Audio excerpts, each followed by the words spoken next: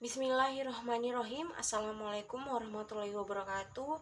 Hello everyone. On this occasion, we from Group 4 would like to present the paper that we made. Now, the paper we made is entitled Ragam Dialog. Before entering the material here, we will introduce ourselves first, starting with me. My name is Melansari and I am 19 years old. I live at Bone Bone Wawakia Street and my name 20650016. My school origin is Tubaubau State Vocational High School. Thank you. Next.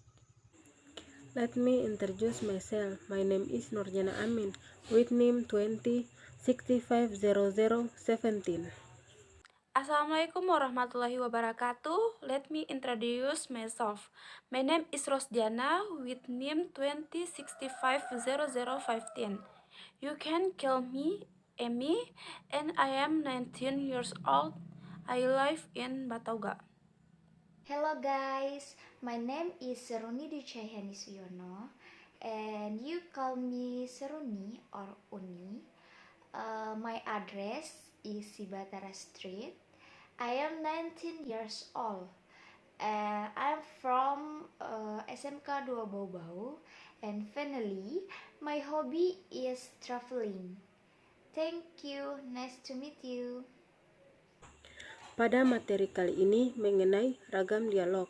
Dialog manusia komputer yang dimana pada umumnya dialog merupakan sebuah literatur dan teatrikal yang terdiri dari percakapan secara lisan atau tertulis antara dua orang atau lebih. Dan pada interaksi manusia dan komputer, dialog adalah pertukaran instruksi dan informasi yang mengambil tempat antara user dan sistem komputer. Baik, kali ini saya akan menjelaskan pada bagian sifat ragam dialog. Beberapa sifat penting yang perlu dimiliki oleh setiap ragam dialog. Yaitu yang pertama, inisiatif. Inisiatif dapat menentukan tipe-tipe pengguna yang dituju oleh sistem yang dibangun. Ada dua inisiatif, yaitu yang pertama, inisiatif oleh komputer, yaitu pengguna memberikan tanggapan atas prompt yang diberikan komputer. Yang kedua yaitu inisiatif oleh pengguna, yaitu pengguna diharapkan memahami sekumpulan perintah dengan sintaks tertentu. Yang kedua yaitu keluasan, yaitu sistem komputer harus menyesuaikan diri dengan keadaan pengguna. Yang ketiga yaitu kompleksitasi, yaitu sistem yang dibuat sesuai dengan yang diperlukan. Yang keempat yaitu kekuatan, yaitu kekuatan merupakan jumlah kerja yang dapat dilakukan oleh sistem untuk setiap perintah yang diberikan oleh pengguna. Yang kelima yaitu beban informasi, yaitu penyajian informasi harus disesuaikan dengan aras pengguna. Yang keenam, konsisten, yaitu perintah harus mempunyai sintaksi yang terstandarisasi dan urutan parameter harus mempunyai tata letak yang konsisten. Format pemasukan data harus kompatibel. Yang ketujuh, umpan balik, yaitu setiap aksi dari user harus menghasilkan suatu respon yang dapat diterima dengan baik oleh user. Tujuannya adalah untuk mengurangi ketidakpastian atau keraguan user. Kedelapan yaitu observabilitas, yaitu sistem berfungsi secara benar dan nampak sederhana meskipun sebenarnya pengelolaannya internalnya sangat rumit. Yang kesembilan yaitu kontrolabilitas, yaitu sistem selalu berada di dalam kontrol pengguna. Yang kesepuluh yaitu efisiensi, yaitu efisiensi sangat penting jika berpengaruh pada waktu tanggap atau laju penampilan sistem. Yang ke-11 yaitu keseimbangan. Sekian dari saya, terima kasih. Ya, terima kasih untuk saudara Melansari yang telah memberikan waktunya. Di sini saya akan membahas tentang ragam dialog interaktif, di mana ragam dialog interaktif itu terdiri dari beberapa macam. Yang pertama yaitu ragam dialog berbasis perintah tunggal. Yang kedua, ragam dialog menggunakan bahasa pemrograman. Yang ketiga, ragam dialog menggunakan bahasa alami. Dan yang keempat yaitu sistem menu. Dan untuk yang lainnya akan dijelaskan oleh teman saya. Sekian dan terima kasih. Baik, lanjutan pada materi macam-macam ragam dialog. Nah, macam-macam ragam dialog ini memiliki 8 bagian, dan saya merupakan lanjutan dari saudara saya yang telah menjelaskan pertama tadi.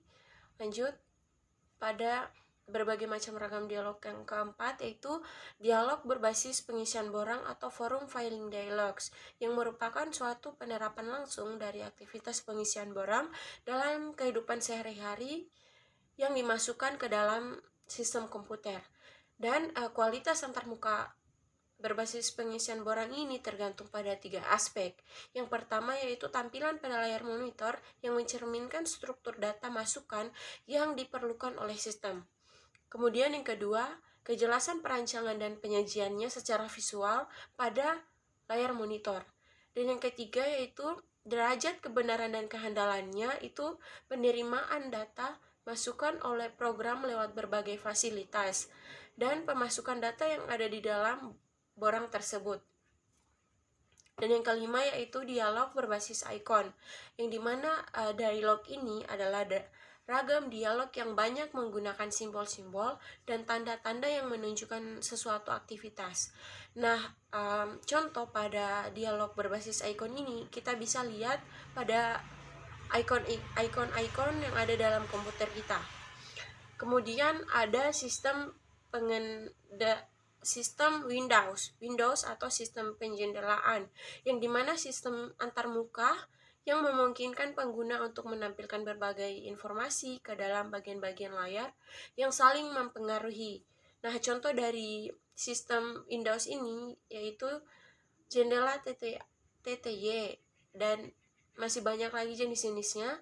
Kemudian ada yang namanya manipulasi langsung, yang dimana manipulasi langsung ini merupakan ragam dialog yang menyajikan langsung suatu aktivitas oleh sistem kepada pengguna, sehingga aktivitas itu akan dikerjakan oleh sistem komputer. Nah, penerapan manipulasi langsung itu seperti kontrol proses, contohnya sistem pembangkitan dan penyaluran listrik yang terhubung dengan sistem secara online. Kemudian yang terakhir, macam ragam dialog yang terakhir yaitu dialog berbasis interaksi grafis atau GUI. Dialog ini merupakan dialog yang menggunakan bentuk-bentuk visual seperti grafis, icon, dan animasi.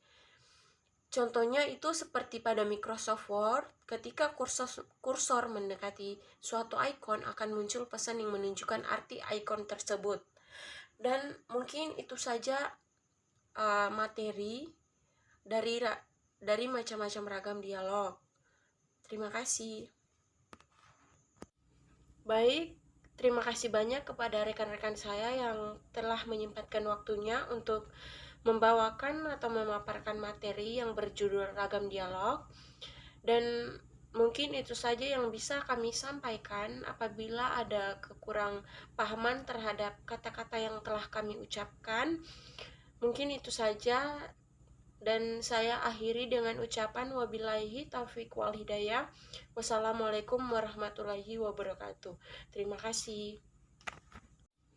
Baik, terima kasih banyak kepada rekan-rekan saya yang telah menyempatkan waktunya untuk membawakan atau memaparkan materi yang berjudul ragam dialog. Dan mungkin itu saja yang bisa kami sampaikan. Apabila ada kekurang pahaman terhadap kata-kata yang telah kami ucapkan, mungkin itu saja. Dan saya akhiri dengan ucapan wabillahi taufiq wal hidayah. Wassalamualaikum warahmatullahi wabarakatuh. Terima kasih.